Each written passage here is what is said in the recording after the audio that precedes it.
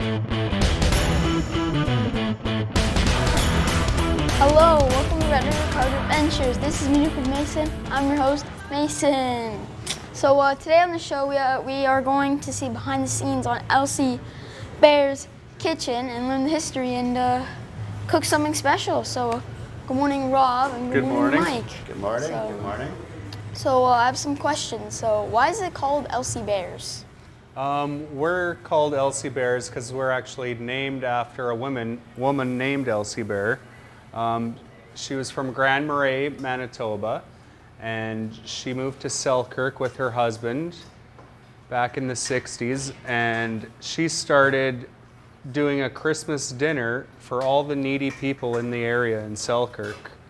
And it eventually got so big that they had to move to the Selkirk Friendship Center, and she would feed about 300 people every Christmas. Wow. Oh, that's insane. So can we start with the history of Elsie Bears? Sure. Well, about 2004, my father-in-law, Al Desjardins, he took over the restaurant, and he had a little deli in Selkirk and then moved here. And my wife, Jocelyn, started as a dishwasher for him and eventually became the cook. And she ended up taking over the restaurant about 3 years ago. So can we take a tour of the restaurant? Yeah, you bet. All right. So how has it changed with COVID rules? Well, with COVID rules, we've had to take out quite a few chairs in the dining area. We're only allowed half capacity now, so before we were allowed 122 people, so now we're only allowed 60 in the restaurant. Everyone has to wear a mask when they come in until they're seated at their table, then they can take it off. But yeah, I can show you around the dining room if you like. Yeah, so this is our usual entrance where we usually come into the restaurant, but because of COVID, we're trying to keep people socially distanced and spread apart. So we've added another entrance back over by the elevator.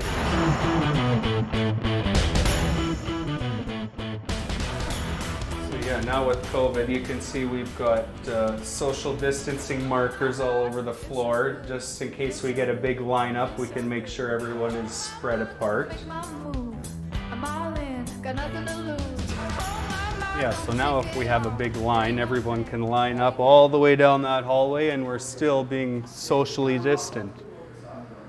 But as you can see over here in our dining area, we've had to remove quite a few chairs and tables and move things around just so we can keep proper social distance in the restaurant. So that's what we've been doing to deal with COVID.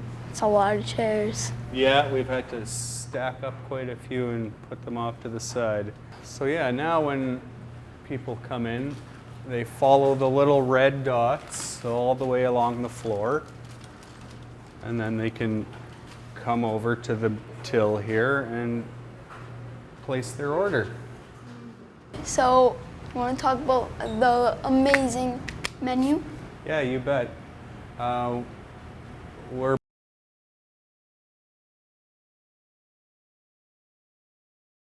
We have lots of burgers, hot dogs, wraps, fries. And we try and make everything homemade in the restaurant, so it's quite delicious. So do you serve like employees only, or? No, we're open to the public as well, so anyone is welcome at Elsie Bears. We also provide catering for different businesses that are having meetings and events and whatnot. We cater to schools, businesses, all kinds of places. So yeah, thanks for the history and stuff about, thanks Rob for the history about Elsie Bears and talk about the amazing menu. And Mikey, what are we gonna make? Well, today I'm going to show you how to make a Métis taco from scratch. I'll show you how to prepare the bannock, how to whip it up, how to fry it, and we'll go from there. We'll dress it up from there. So we're in Elsie Bear's kitchen, we're in the behind the scene thing, And what are we gonna make today? Today, I'm gonna make you some fried bannock. You ready to get dirty? Yeah. All right, let's do this. So, start off with your bowl. I've already measured out 4 cups of all-purpose flour for you. Let's dump that in there. Perfect. We'll get that out of the way. And then, this is your baking powder. You're gonna need 1 tablespoon of baking powder. So just one of this? Yeah, and just level it off. Give it a shake. Give it a shake. Perfect. There's 1. We'll do 1 more. One more? Give it a little shake. Perfect.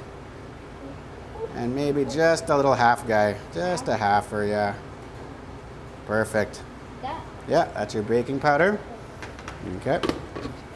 I've measured you out a 1/3 cup of sugar. Perfect.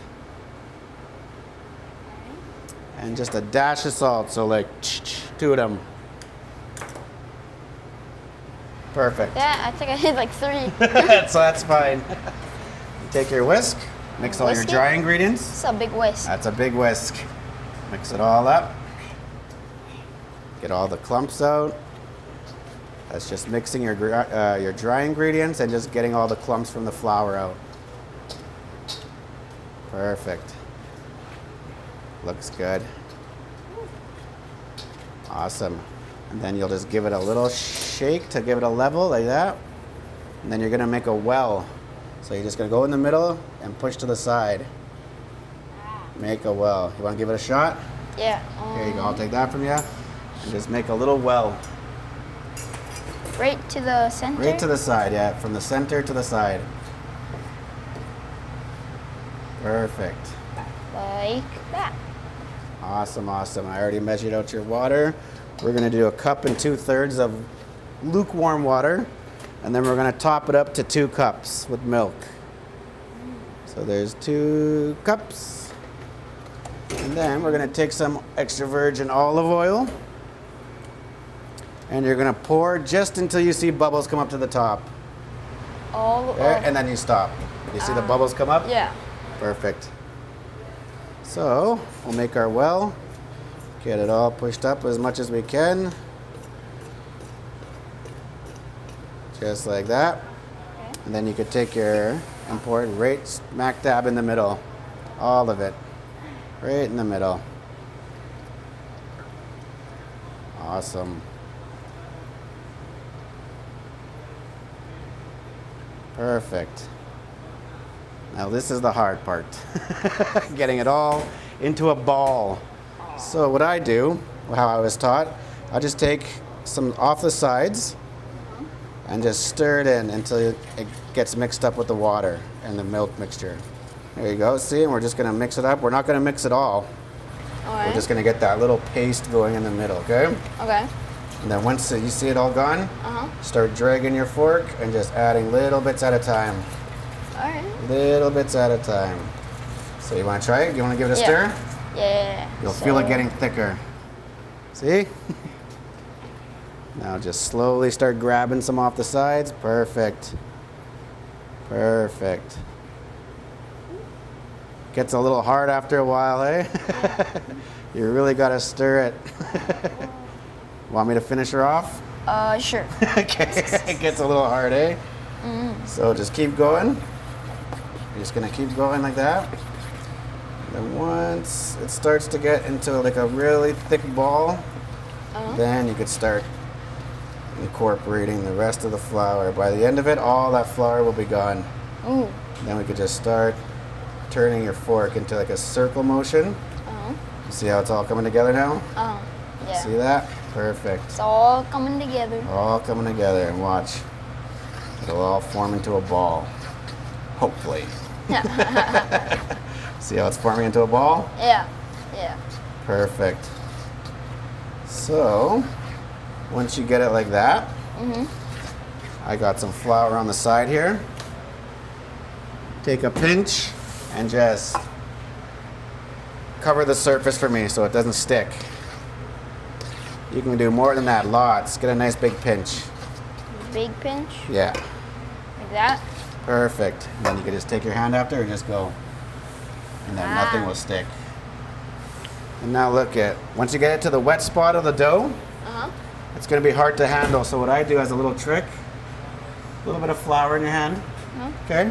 And just grab it, and it doesn't stick. Wow. Okay? And then we could do that. Sprinkle it over. And then we're going to start kneading the dough, okay? Okay.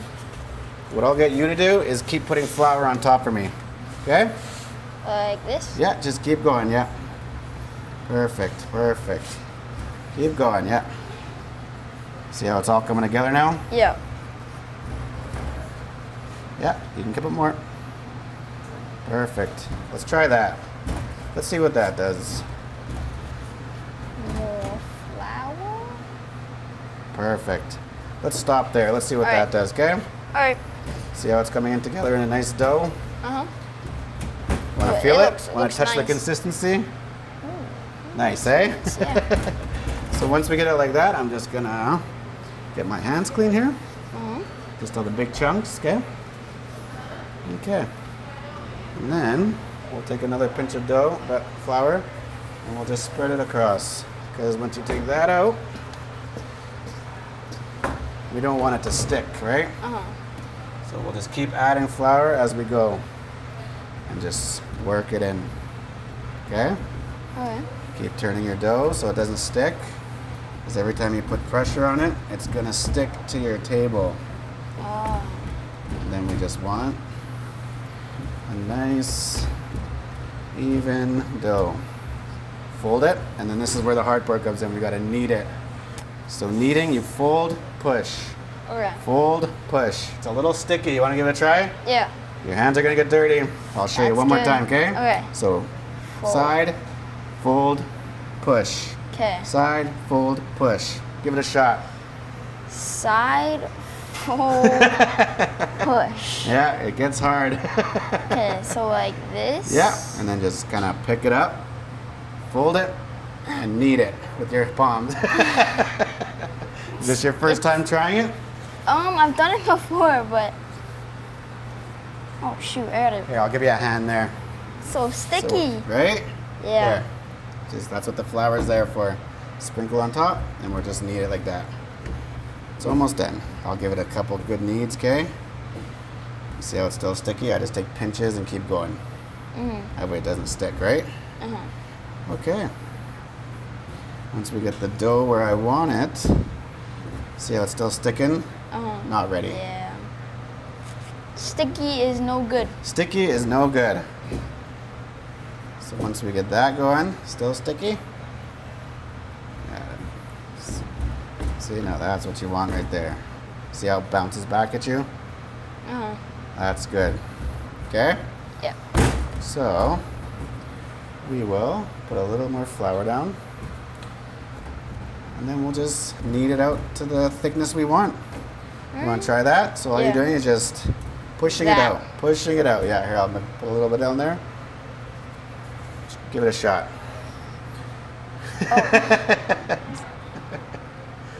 There you go. That's exactly what we want, to bounce back at us. And what do you think? Are you liking it? Yeah, it's looking good. I think it feels pretty good to me, I think. Yeah. Okay. I'll just try to get all this excess flour off here, and then we'll just sprinkle it on top. Give it a shot. And just keep.